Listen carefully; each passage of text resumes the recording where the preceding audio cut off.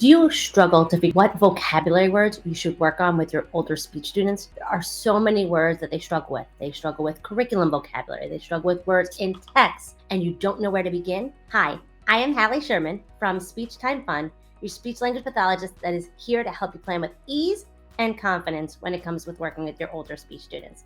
And today I'm going to be sharing with you a free tool, VocabGrabber, that's going to help you determine what vocabulary words your students might struggle with and how you can help work on it with your older speech students. Okay, so this free tool is called VocabGrabber. And when it comes to working on vocabulary for your older speech students, I find there's 3 levels of vocabulary. Tier 1 is those basic common vocabulary words that are like dog, house, cat, shirt, shoes, ball, words that we expect them to develop and pick up indirectly, and they don't need that direct instruction on. Then you have, I'm going to skip to tier 3 words, are those curriculum vocabulary words like mitochondria, executive branch of government, those words that they're learning in the classroom, but once they're done with that unit, they're never hearing those words again, right? Our students struggle with that, don't get me wrong, but a lot of those words are just basic memorization, and they might need a strategy to teach them how to recognize the definition when it's worded maybe in a different order or sentence structure. But then there's those tier 2 words. Tier 2 words are words seen across curriculum. So it could be words like increase, predict, infer, compare, explain, right? We might see those in an ELA text. We might see them in a social studies text. We might see them in science, even in math. So you might see these words in a text, in academic conversations, across any subject area. So when it comes to working on vocabulary, I like to work on these words because it gives us some more bang for our buck. We want to teach our students what to do when they come across these words and how to tackle it and compensate for their weaknesses. This way, when they come across these words, they know what to do. And these words are going to help them be able to be successful in answering questions, understanding the text that they're reading, be able to participate in academic conversations in the classroom, right? So if you're determining which type of words should you work on, instead of just working on a random word list, like, yes, you can Google and find tier 2 word lists per grade, but is that the best use of your time by randomly selecting 10 words to focus on? What are not those 10 words that our students end up seeing in a text, right? What are they going to do if you only taught them a different word, right? So instead, we want to teach them strategies on how to figure out those words when any of them come their way. So let's say you are showing your students an article from newsela.com. Okay, this is an article that was posted like 2 days ago. I love using NewsELA because it's very timely, relevant, engaging articles. You can find things related to our students' interests. And I also like it because you can select the Lexile level, so it can be at the appropriate reading level for your students.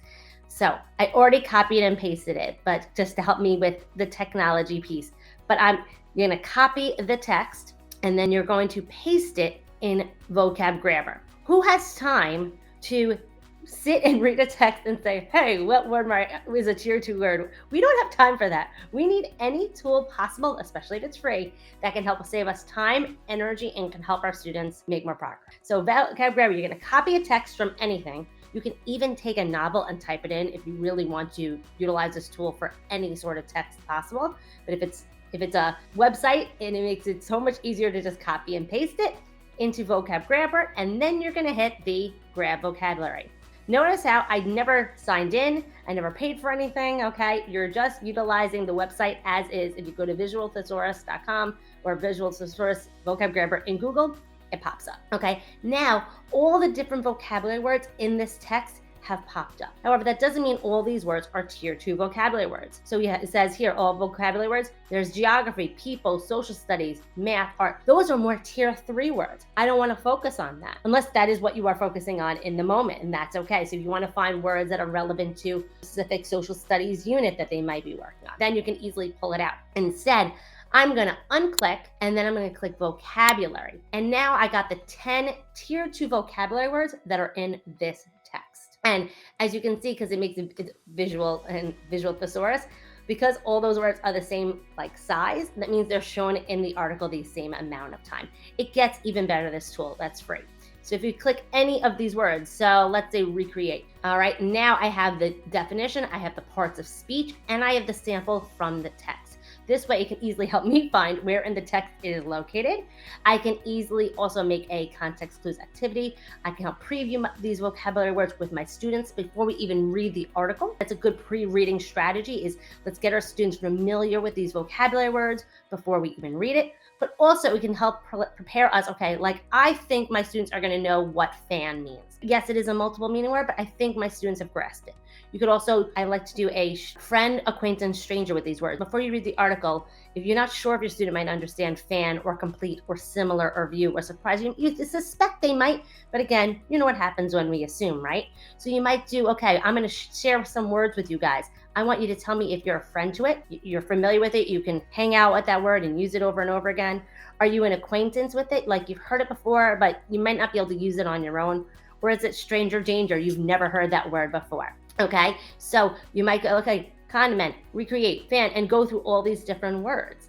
You can have them close their eyes, so this way they're not seeing everyone else's responses and feeling like obligated to say the same things as their peers. And then based on the results, you can then either introduce these vocabulary words before you read the article, but I think it's more important to teach our students as they're reading to utilize the context clues of what's the whole story about, how is it used, what part of speech is being used. Can we think of a synonym that could be replacing that word if you have never heard of that word, what else word could go in that blank?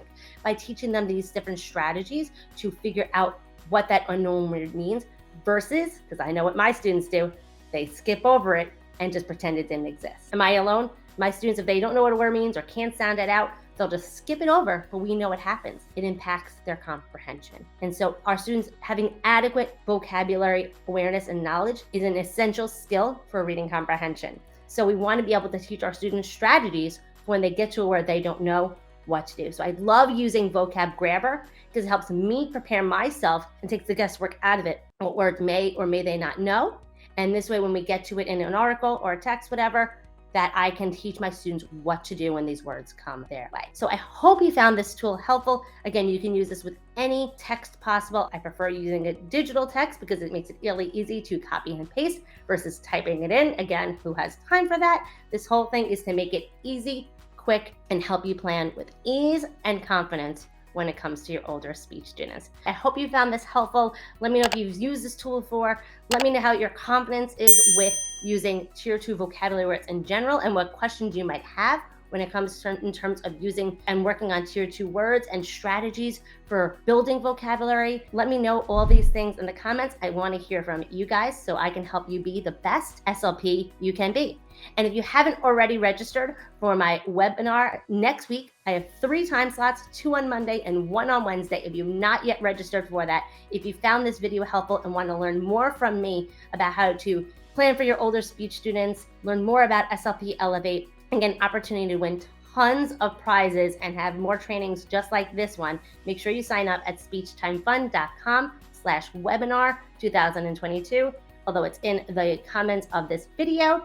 And I hope to see you in my pop-up Facebook group and in the webinars next week. So let me know in the comments what questions you have and what other trainings you hope to see in the future. Take care. Bye-bye.